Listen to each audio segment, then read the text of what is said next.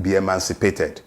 Poverty has become a real weapon in the hands of those who rule Nigeria. So the Economic Intelligence Unit are only telling us what we know. It's a self-fulfilling prophecy. A country where people are stealing more oil than is being declared as produced, where oil producers are stealing their own oil in collusion with our navy. How much oil are they bunkering in the Niger Delta? How much oil are they burning to produce diesel in the creeks? We are not talking about canoes. As long as the underlying issues are not addressed, as long as criminality has been licensed and impunity has become the order of the day, there is nothing anybody needs to say. Eventually, it's a self-fulfilling prophecy. At some point, this system is going to grind to a halt.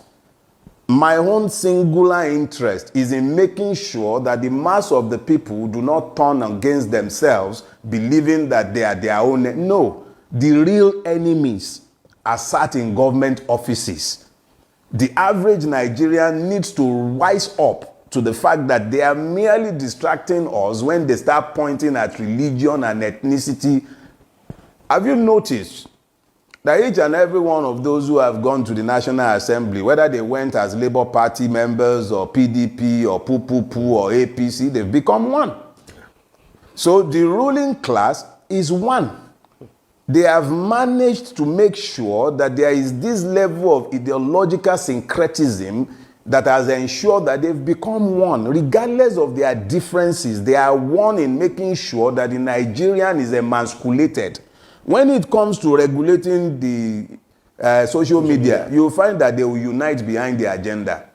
Everything that is anti-people, they always unite against it because they have common interest.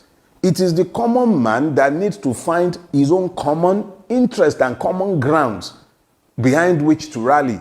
Our reality is that we have been effectively enslaved by a ruling class that has no sympathy or empathy for the Nigerian. They are not touched by our afflictions. It's almost like they actually take pleasure from our suffering. Think about it. How do you explain that Hajj, that should be your private obligation as a Muslim, has become a burden on the public purse, and you can pay subsidy on Hajj for a select few, but education is no longer available to the poor?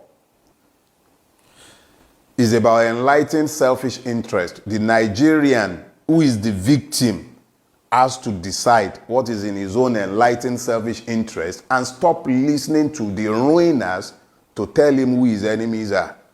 Now,